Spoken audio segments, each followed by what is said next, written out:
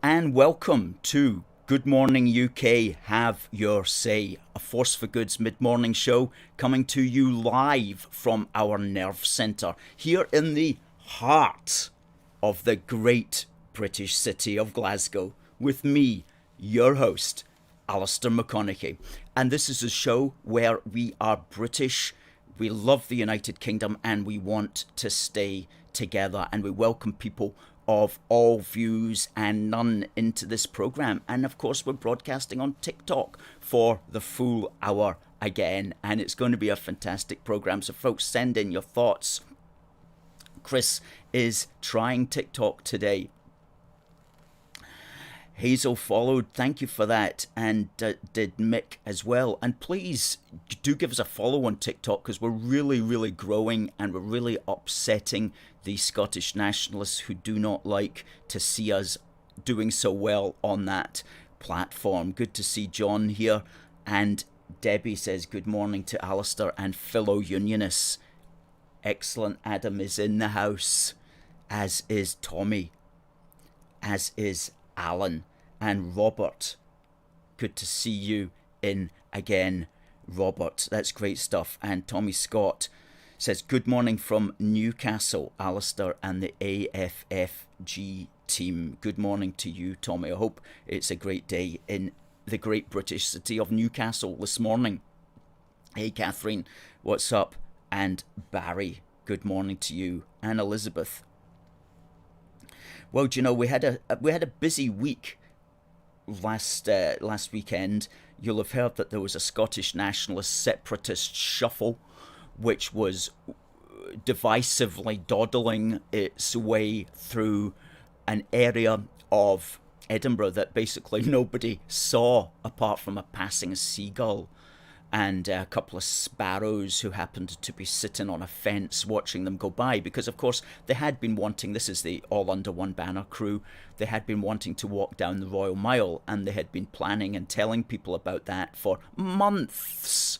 But of course they had forgotten to do the the planning permission thing properly with the council, and they had also forgotten the little fact that the Royal Mile was basically closed off with all sorts of roadblocks and traffic restrictions and digging up the road and all that kind of stuff. So one day before it was all due to go ahead, they had to get rerouted around the bottom of Arthur's Seat, and literally there was nobody there to witness them, although there was a very small crew of Unionists who were watching from the sidelines, and we were able to count the march exactly as it turned into the Holyrood Parliament Road, which is called Horse's Wind. As it turned in there was 847 of them, and that's an accurate count.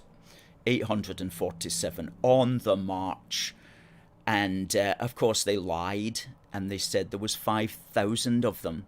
Well, 5,000 would have taken somewhere around an hour to pass, because the way it works approximately is, depending of course on the width of the road and the speed at which they're marching, but it's usually around about 100 people passing in a minute. And so if you're going to have 5,000, you're going to be looking at least 50 minutes for it to pass.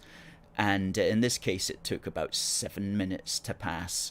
So you could easily approximate it would be something like 700 to 800 people. But we did count it exactly, and it was 847 of them. We call them the Smurfs. It was their annual outing in Edinburgh. Christopher on TikTok says, typical yes disorganisation. They really are last-minute merchants. That's a good way of putting it. Last-minute merchants, aren't they really?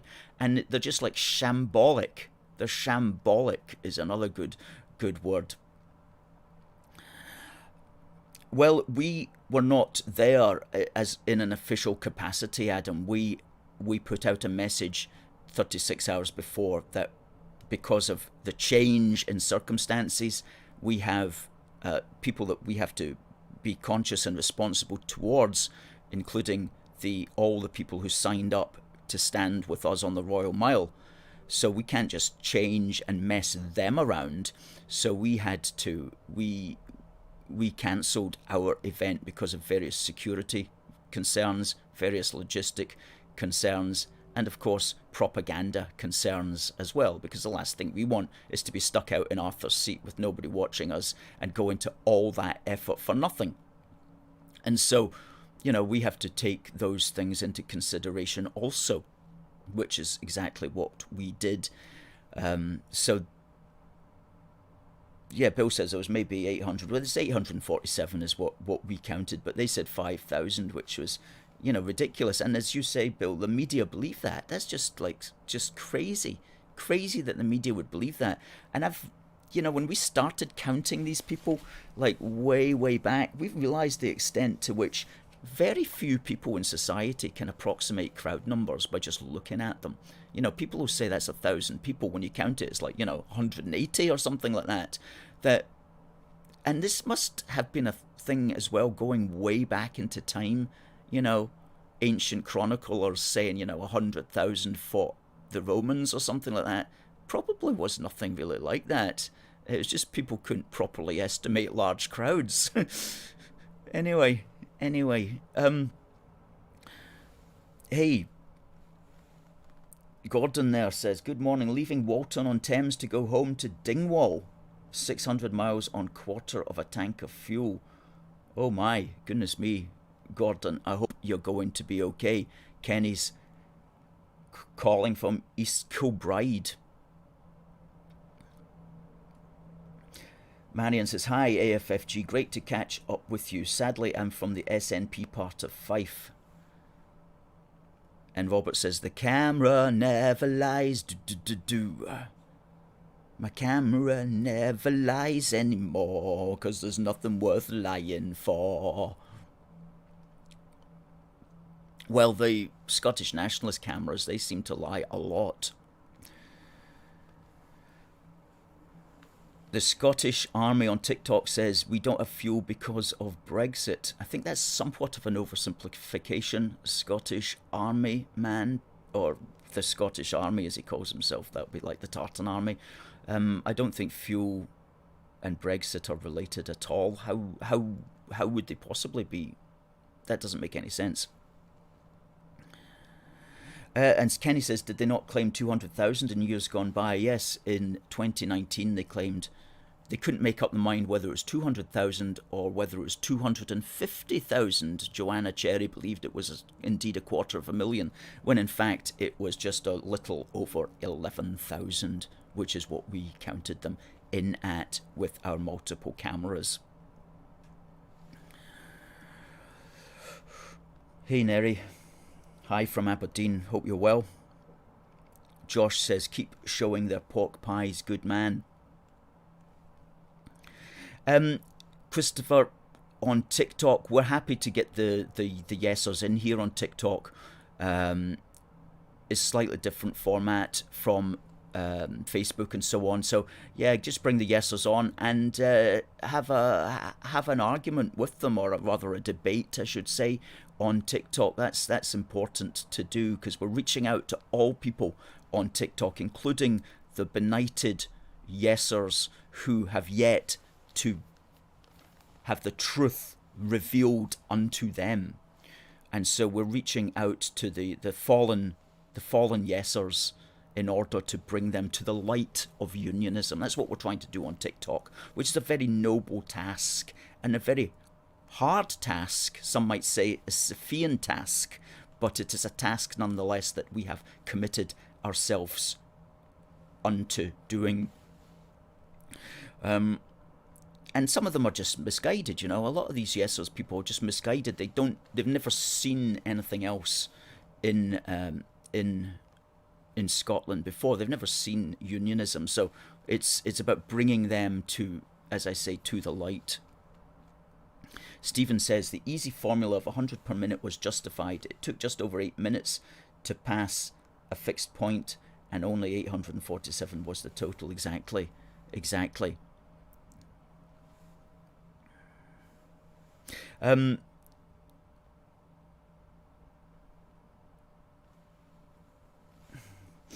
And Willie just points out the huge number of spin doctors that the SNP here have got to continue to promote their nonsense, supported, I might add, by the British taxpayer. Isn't that ridiculous? And how often have we said that none of that should ever be allowed?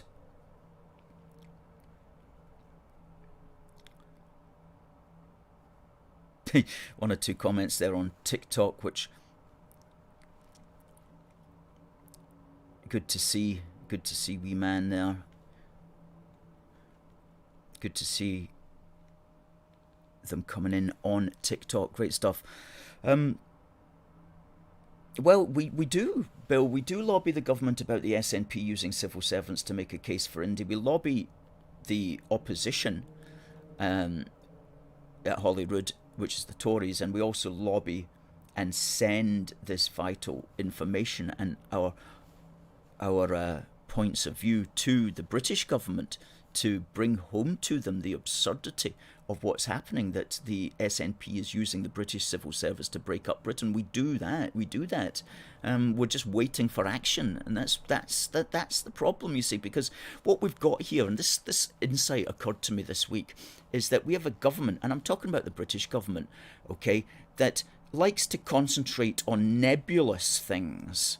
That is to say, things which have no physical being, such as, reducing the Earth's climate, reducing the Earth's temperature by 2 degrees. A nebulous thing, something that we can't really understand or feel or touch. They like concentrating on nebulous, abstract things, but not real things. They think they can reduce the Earth's temperature by 2 degrees, but they can't stop dinghies coming across the English Channel, and they don't want to talk about the latter either. So that's where we are with the British government. And just because we're Unionists doesn't mean that we think the British government is brilliant or anything like that. Far from it. Far from it. Goodness me. What we believe in is the core unity of all the people of the British Isles, however that may be expressed. But it has to be expressed through political systems that express that unity. Okay, you can't have groups of people going off in the United Kingdom in a small island doing their own thing. Good morning to Linda from southeast London. Hope you're well this morning. And yeah, the climate, as John says here, is all about control. It's another control mechanism, and another mechanism to make you afraid of reality. Because the politicians love to make the people afraid of reality and then say, look, we've got the result, we've got the answer.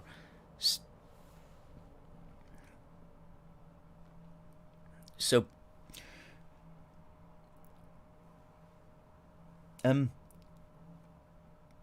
what I'm just going to do here, just making sure everything's shared onto the other platforms. The politicians love to make us afraid. They love to make us afraid. And that's the nature of politicians, whether the British government politicians or whether they are Scottish administration governments. You see the extent to which they really like to make everybody dependent upon them. So it's up to us not to be played, as it were. Don't allow yourself to be played by the politicians, and just get right yourself with the universe, because we're in for an interesting ride as we go forward. There's no question about that. Here in Scotland, would you believe it, but at the end of this week they're actually going to make it illegal for some of us to participate in society normally, as we normally would, without the proper documentation and papers. I'm talking, of course, about the V papers which are coming in at the end of this week, and which you can't get to a football stadium unless you show them. You can't go to nightclubs or entertainment without showing these passports, as if it's 1939 or something like that all over again. And when you think about that, when you think about how far society has fallen in the last 18 months, it really does it really does pain one's heart, quite frankly. I'm in a sort of mourning for lost freedoms that I thought that we used to possess, but apparently we never really possessed them. They were just an illusion because the state could strip them away from us. At least that's what it seems like. That's what it seems like. I would never have thought that you would need papers to get into a football game, medical papers to get into a football game. I mean, that's just beyond belief.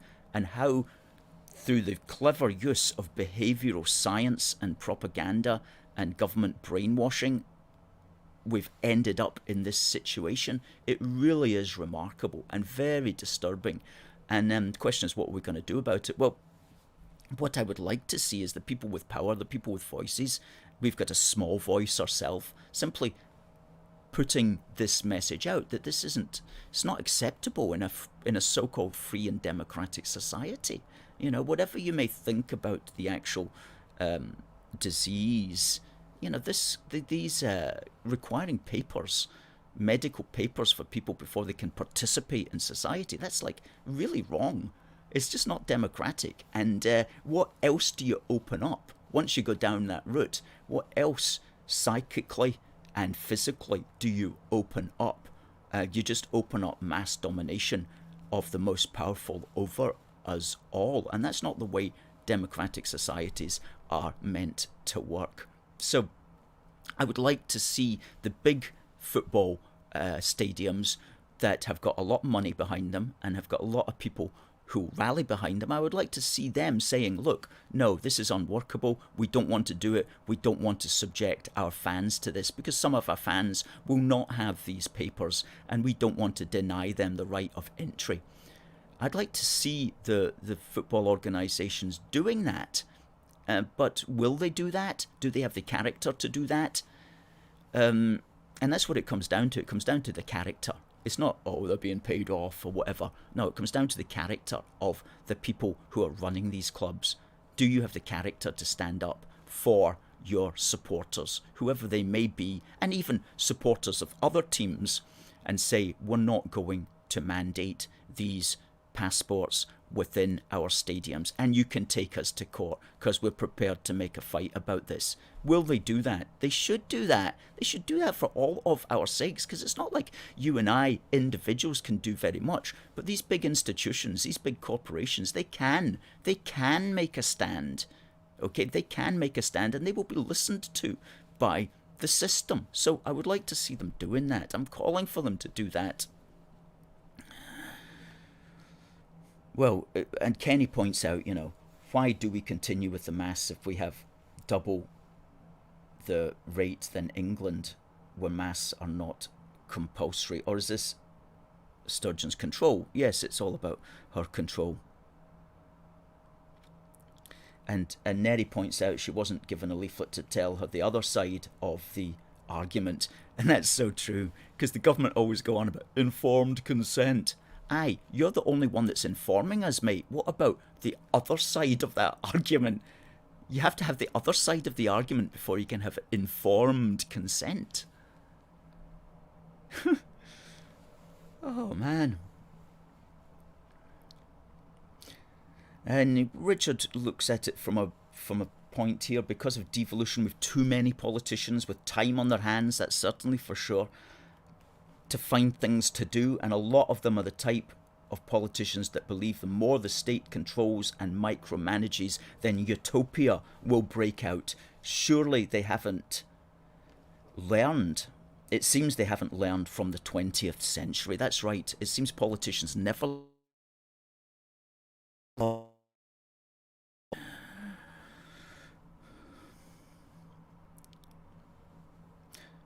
And...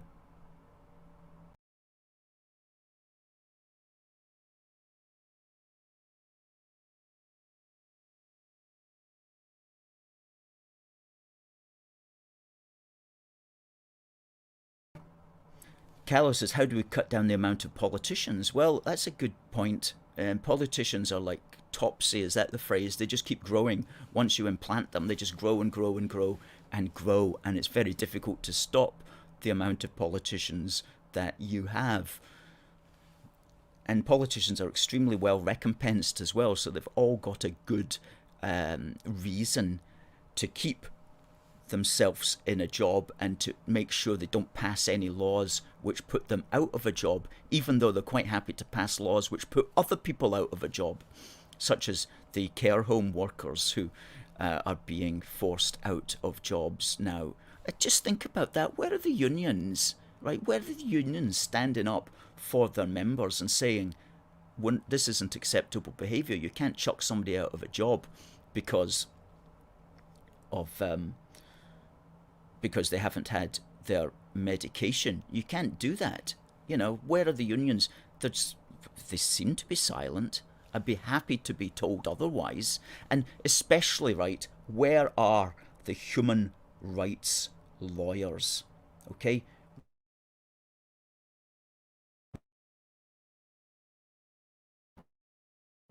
Because human rights lawyers like to jump up and down on basically anything. I'm going to have to just leave Facebook here and come back in again. Sorry about that.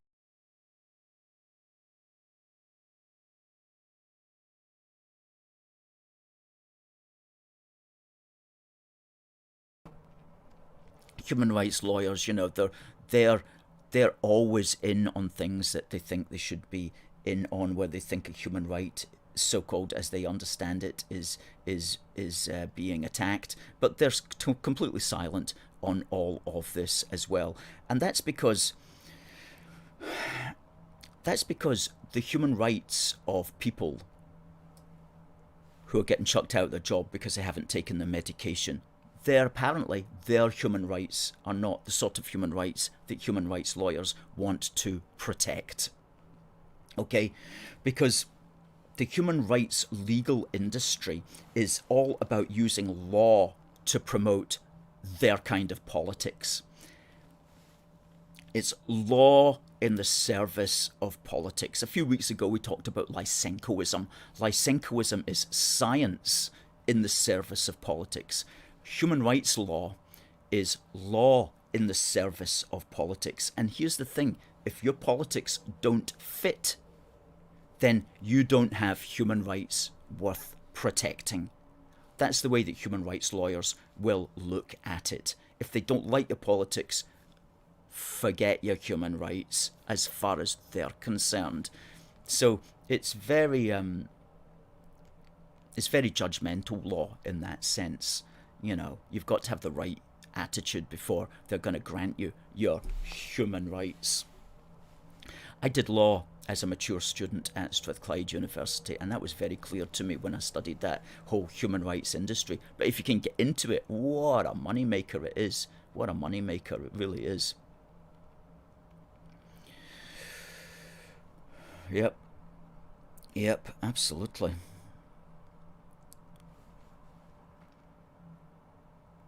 Well, Adam says these medication papers are delayed. I'm not aware that they are, but if you've got other information on that, that Preston journalist says, great show as always. Thank you, sir. I would recommend that people go onto YouTube and you Google that Preston journalist, and you'll find Ashley there, and he's puts out a lot of stuff every day and gets a lot of views. So please do check out that Preston journalist. We had him on the show 2 or 3 weeks ago. Great chap.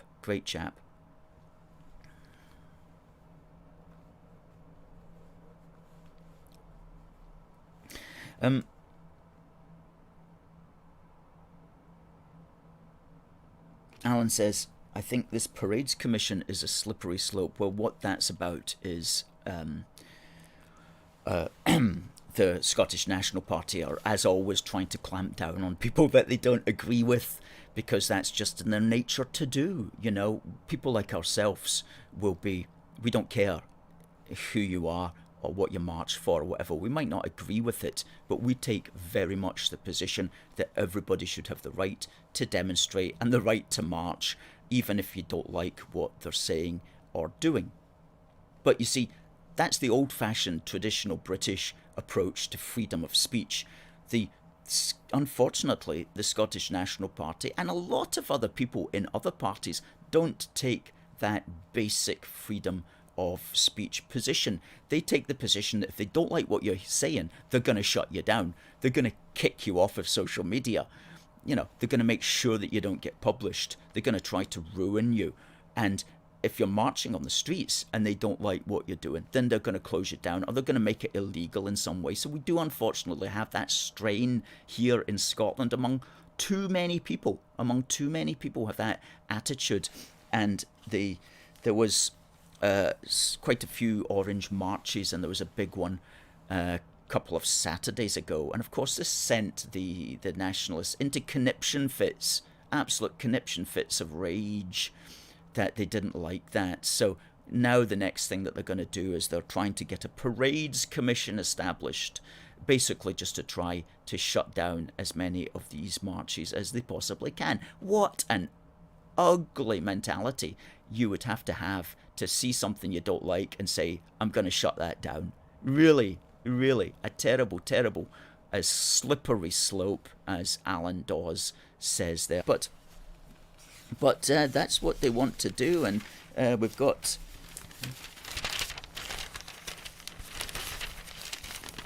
SNP to consider commission on orange parades. That's from the National. We read the National so that you don't have to. And you do need a strong stomach to read the National, let me tell you. Oh my goodness me. First Minister, that's Nicola Sturgeon, tells Holyrood her government, it's not a government, it's an executive, will look at route restriction action. Yeah, and then it'll be like restricting the people, and then you'll need papers to march. You'll need appropriate medication before you can march. It's really, but look, let's remain on the let's remain on the positive. We're going to win this, guys. Yeah. Kenny's just saying there, that Preston journalist is great. So is Leo Kerse.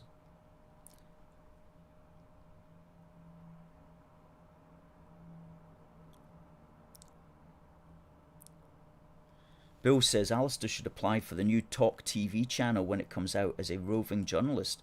That's interesting, Bill. I didn't know much about that, Talk TV. Alan says it's about silencing all they disagree with. Loads of Indy marchers.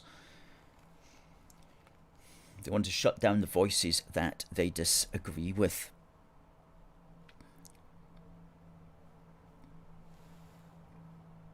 Adam says that Preston journalist is one of the few that hold the SNP to account. And British Megan on TikTok says it's a devolved assembly. That's absolutely right. DJ has an opinion there on a comedian that he doesn't like.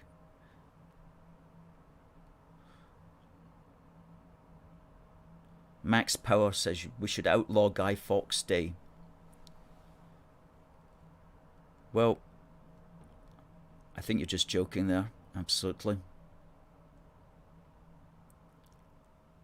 Stuck's Music doesn't like orange walks. Well, I think you'll probably find there's tens of thousands of people in Glasgow who disagree with you, Stuck's Music. We simply support the right of everybody to march, and we can't see why anybody would disagree with that.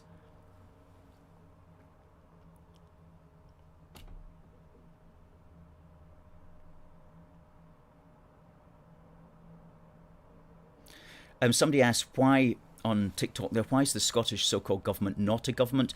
Because it's not running an independent country, okay? It's not running an independent country. That's why it's not a government. To properly be a government, you have to have full governing control. over your country. So it's a devolved assembly, which is an arm of the larger British state. We use the analogy that it's an arm of the British parliamentary body. So it's not a full governing parliament as such. And that's, of course, what the whole debate is about. It's about Scottish nationalists want Scotland to break away and have all the powers of an independent government, while we Unionists say that we have more in common than what divides us, and so our political institutions should reflect that fact.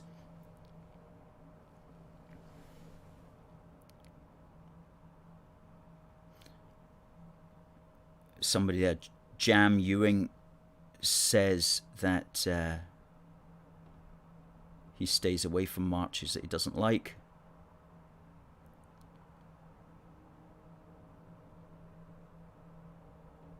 So yeah. Tommy says, is there a quiz today? There most certainly is, Tommy.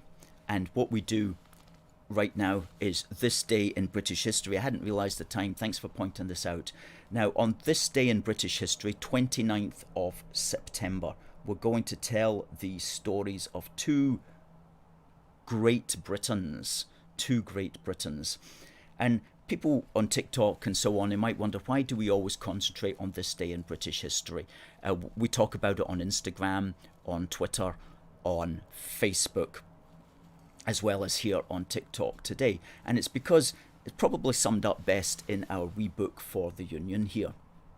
In the very first paragraph of our wee book for the Union, when we say, those of us who love the United Kingdom have a narrative, which is to say an overall national story within which we understand ourselves and make our case, which tells us who we are, where we come from, and where we are heading.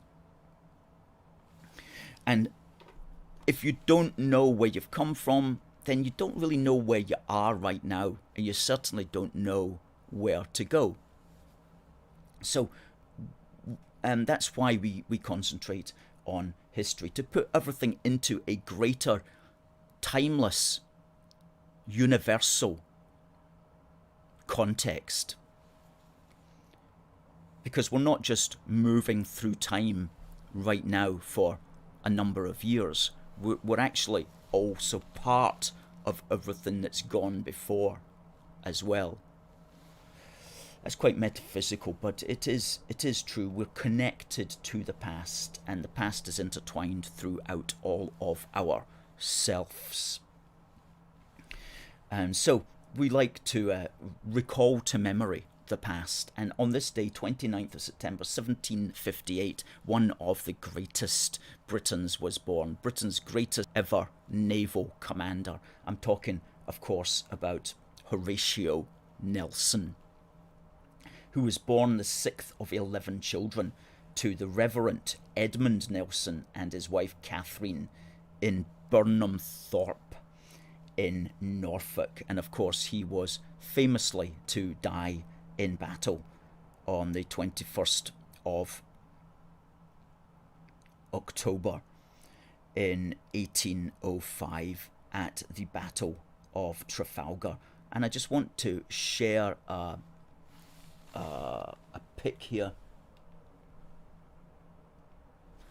of a monument that I discovered to him, which is actually in St. Paul's Cathedral, and along the bottom of that it says, to record his splendid and unparalleled achievements during a life spent in the service of his country and terminated in the moment of victory by a glorious death in the memorable action of Cape Trafalgar on the 21st of October 1805. So that's Lord Nelson. And somebody else today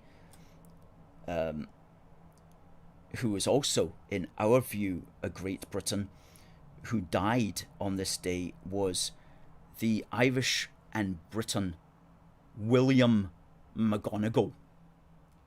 And he was born in Edinburgh on sometime in March 1825, and he's buried in Greyfriars Kirkyard. And, you know, people have given him a hard time due to his unusual and his quirky and his very amusing rhyming. But what is not so well known about him is that he was a great British patriot, and he was a great royalist and a great imperialist, and he wrote poems in his own inimitable way which esteemed the British and its empire and its battles and its monarchy. And we were very interested to discover his analysis between drinking too much and supporting home rule. Okay? And he wrote about this in his poem called The Demon Drink. And I love these words. The man that gets drunk is little else than a fool, and is in the habit, no doubt, of advocating for home rule. But the best home rule for him, as far as I can understand, is the abolition of strong drink from the land.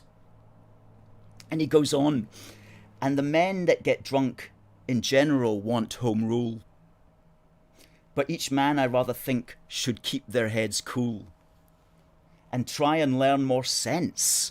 I most earnestly do pray, and help to get strong drink abolished without delay. So there you go. He could see these sorts of things, and his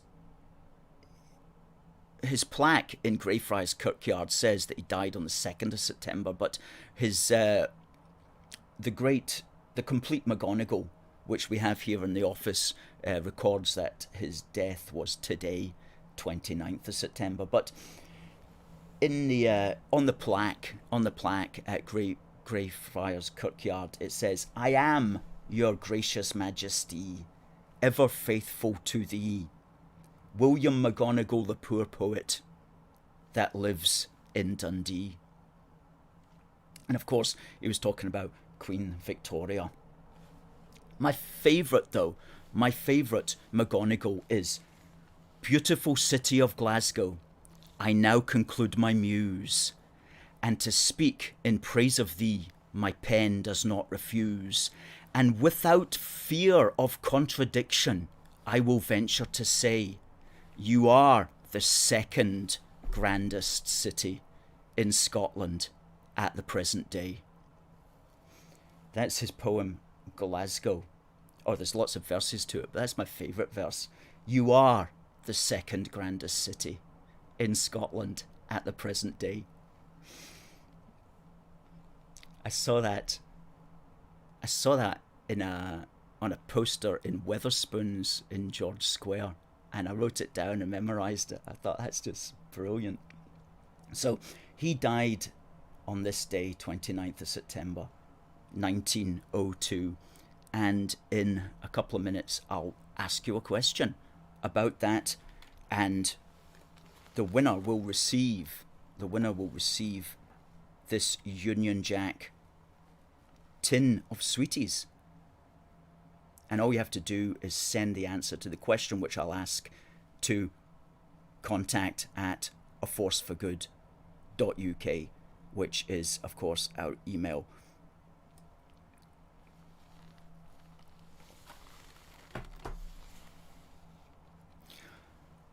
Yeah, well, what did William McGonagall look like? Let me bring up a picture of him.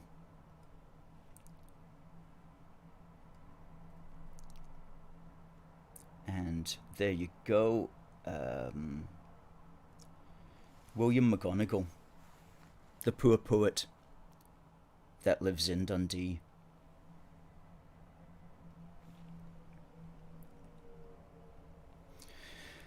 Yeah, good.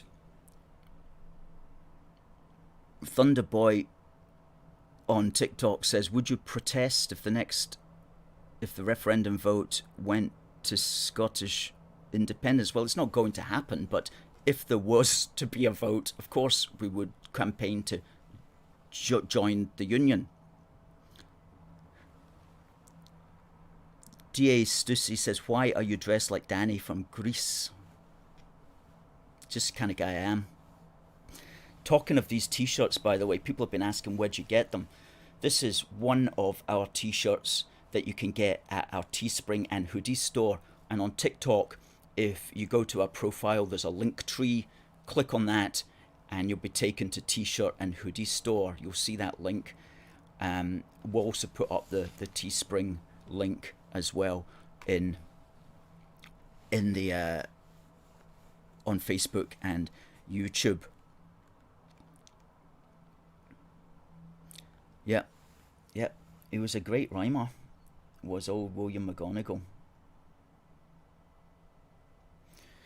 Says Richard.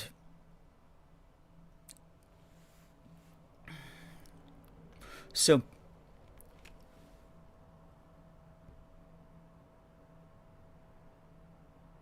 MDiffCM says, what's your deal? We are a force for good. We are Scotland's premier pro-UK campaigning organisation, and this is our weekly Indy and Unionist chat. So if you've got concerns about Scottish separation, if you want to know anything about what Unionists believe and so on, fire in your questions and we will convince you of the importance of staying together. So please do fire in your questions there on TikTok.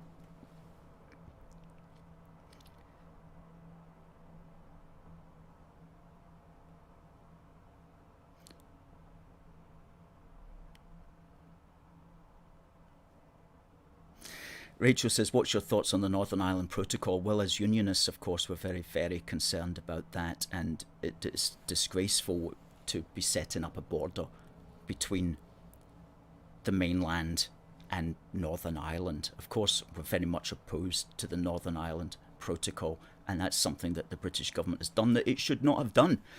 And we can only hope that that gets sorted in time, but it's a very bad thing for unionism.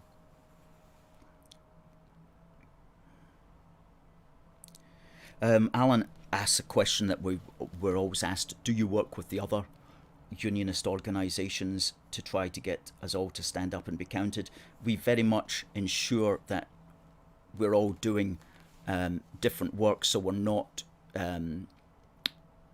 inventing the wheel again, so we don't step on each other's toes. Each of us has got our own strengths, and so we're aware of what everybody's doing, and we don't get our wires crossed in any way. But there's only really a very small number of unionist groups out there, whereas the Scottish Nationalists are much, much better organised on the ground and have got huge amounts of resources behind them as well. There's something called the Scottish Independence Foundation, which is basically a big pot of money that gives money to local Scottish nationalist groups. I mean, we don't have anything like that in the unionist movement, and we're probably never going to have anything like that. They've also got a newspaper, and a literal mainstream newspaper as well, which whatever you may think about it, and it doesn't have a whole lot of readers. I think that NewsQuest simply use it as a deliberate tax loss, or whatever they call that. A tax dodge, not a tax dodge, but like, because there's no way that can make money. There's no way that can make money. So why is it kept going? It must be to do something with whatever. Who knows? Anyway, so they've got that, and they've also got lots of local groups based around the SNP groups. So, but we do what we can. We make sure that all unionist groups at least know of each other and are on good terms with each other. And we certainly don't reinvent the wheel, because each of us have got our separate strengths.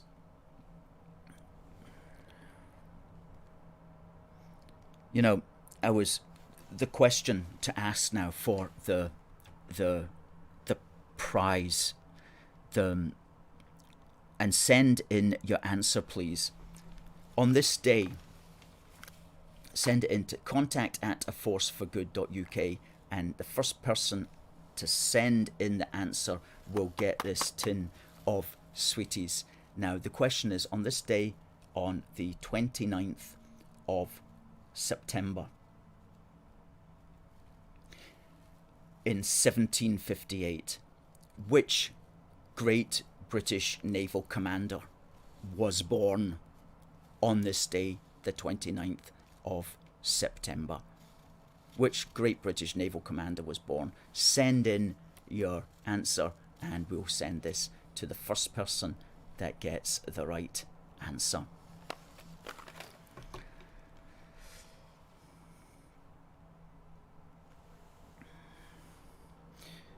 Okay, good.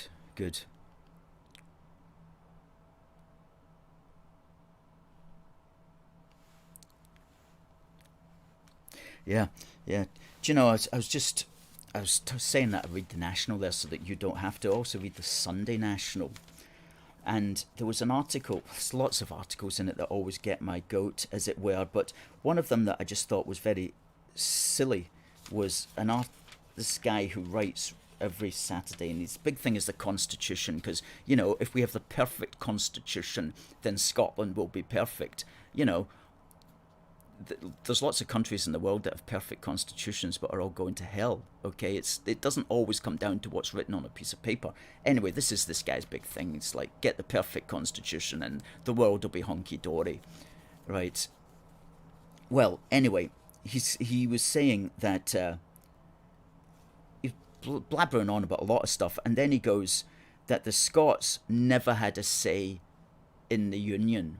Okay, and he's talking about the Union of 1707. Well, for a start, that's not quite correct. Obviously, it was a pre-democratic age, 1707, but there was a lot of Scots who were in power who had a say, and the majority of them wanted the Union. But that aside, what struck me as very interesting is he's still living in 1707. Okay, does he not realise that in 2014, the Scots had a say? In this democratic so-called age, we had a say in 2014, and we overwhelmingly agreed to union. So why is he saying the Scots have never had a say? As if 2014 doesn't even exist. Okay? As if 2014 doesn't even exist. Okay, I have to read all this, right? This is my job. I have to read all this. But somebody's got to do it, right? Somebody's got to do it. But so many of these people are still living in 1707. It's like 2014 never happened. 2014, everybody in Scotland had the opportunity. It was the biggest turnout ever at anything that's ever happened in Scotland, and we voted overwhelmingly to stay in the Union. So Scots have most certainly had a say, and we've had a say in the recent past. But oh no, it went the wrong way. So let's not think about that. Let's go all the way back to 1707 and complain about Scots not having a say in a pre-democratic age. Absolutely just silly, ridiculous. Yeah, nothing else there that needs to be said other than to point out his unwillingness, like so many people, to accept the referendum of 2014, and how so many of us voted because we love the United Kingdom and we want to stay together, and because we're British, and because we're proud of that fact.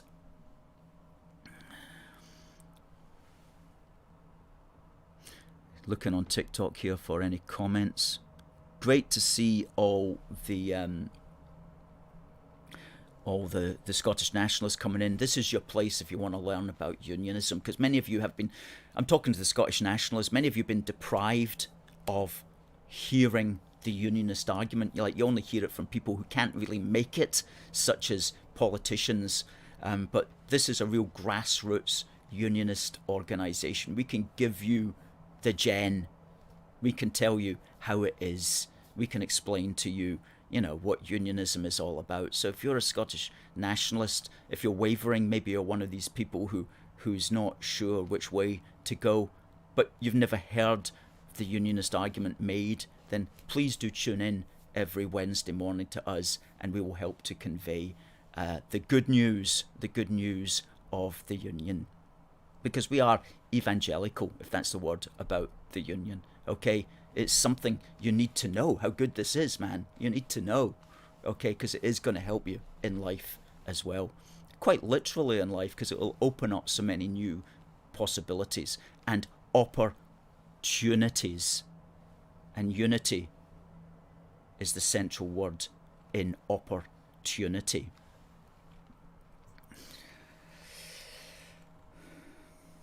Yeah, not many of us were around in 1707, were we, Ray? That's right. Hey, Christopher says, we have the Union flag flying at the council in Livingston. Wonderful. More councils just need to put that up, because the Scottish Nationalists want to take it down.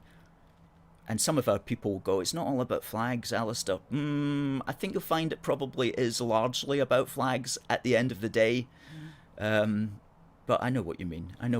But it is actually about flags. And that's why the Scottish Nationalists want to take down the Union Jack everywhere they go. And that's why they passed an edict in 2018 to take it down over all the buildings that they have control over. All the Scottish so-called government buildings that they have control over, that is. Christopher says the Nationalists took it down, but a campaign got it reinstated. Excellent. You see, that's great stuff. Great stuff. Well done. All right, Arnie. Yeah. And Christopher points out on TikTok that both the English and the Scottish parliaments at the time voted for the Union in 1707. That's correct. Diggs says 75% of Scotland voted against Brexit. No, that's not true. It was 62%. And indeed, over 1 million Scots voted for Brexit, including a third of Scottish National Party members, because they quite rightly see that there's no point in having an independent country if you're stuck into this globalist controlled EU.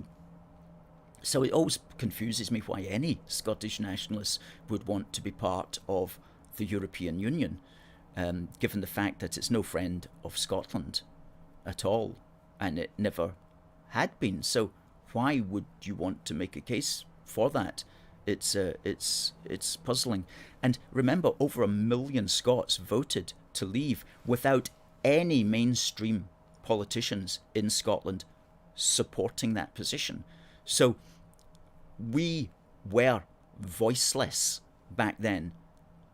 There was no mainstream politicians in Scotland who wanted to leave the EU, and there was no papers in Scotland that wanted to leave the EU, and basically you didn't get it heard. It was only a voice from the fringes. That's all you would get, would be the fringes would be talking about leaving the EU. There was no mainstream voice to leave the EU, yet still over 1 million Scots voted to leave. Almost 40%, almost 2 in 5 voted to leave. What does that tell you? If you had had a mainstream voice speaking to leave the EU, the vote would have been an awful lot closer. You see, in England, they did have mainstream voices talking against it, but in Scotland, we had nobody. Hey. Yeah, Richard. Symbols are important and speak to the heart and mind. Exactly. We have the Union flag flying on Perth Council buildings. Good. We have the Union flag flying here in our office as well. I don't know if you've spotted it. If you can spot the Union flag, please do tell us. Some people come in here and they're like, why don't you have the Union flag up, Alistair? I thought you would. You know what I mean? I'm surprised you're not flying the Union flag. Talking about flying the Union flag, that A2 poster behind us, that's available in our shop. But if you want something smaller, you can get it as an A4. It's an A4 poster. It's available in our shop as well. And if you buy one, then what we'll do is we'll also throw in all the back copies of Union Heart. And that's 3 to date so far. Switch off Sturgeon, eh? Switch off Sturgeon.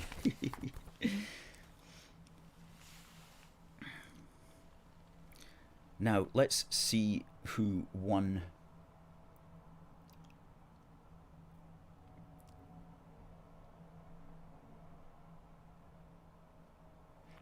Yes, we do have a winner. We do have a winner. We do have a winner. Let me just check. The question was, on this day, 29th of September, what great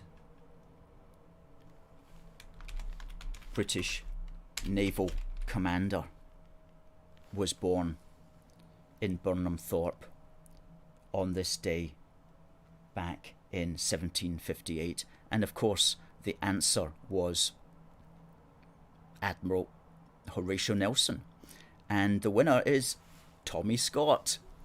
Well done, Tommy. Well done, Tommy. This will be winging its way to you. Now, just to make it easier for us, Tommy, please, in that email, just fire us your address again so that we can get this into the post to you. Post haste. Congrats to Tommy.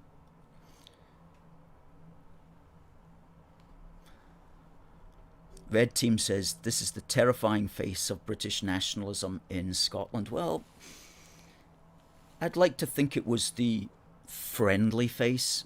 I wouldn't say it was terrifying, but then again, who knows what people...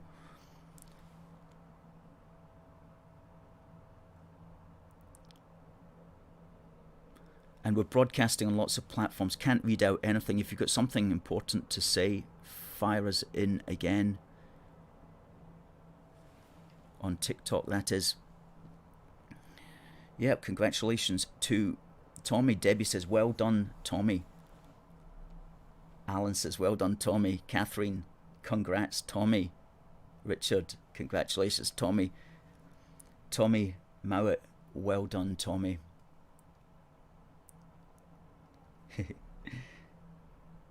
And Arnie, who has been the recipient before, says, enjoy the sweeties, Tommy.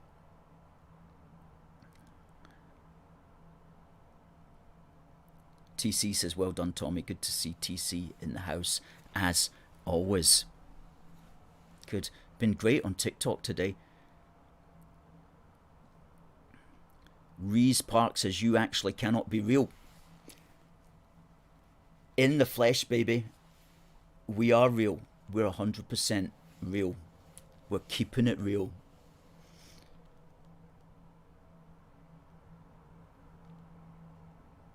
Tommy says, thank you to AFFG and all my fellow Unionists. Tommy, you are most welcome. You're most welcome. John says, good video. Fantastic. Fergus is keeping it real with Unionist commentary.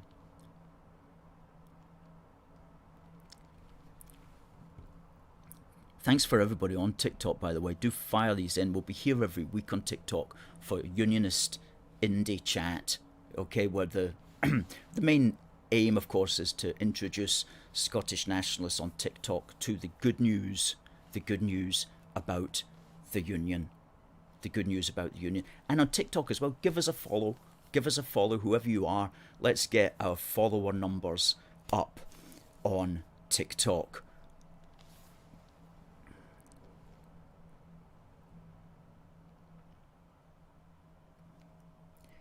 Bill says the sweets will take the sour taste of the SNP out of your mouth.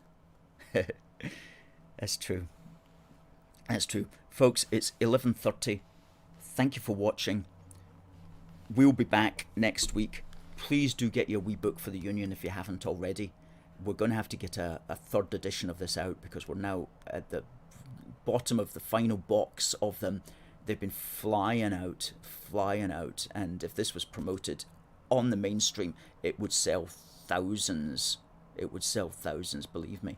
But we can only promote it via the mechanisms that we can. So please do get your wee book in, or simply share this broadcast so that the good news can be brought to other people. So it just remains for me to say, folks, we'll be back. Thanks for all your comments. And same time next week. So please do give us a follow. It just remains for me to say, God bless the United Kingdom and God save the Queen. See you next week.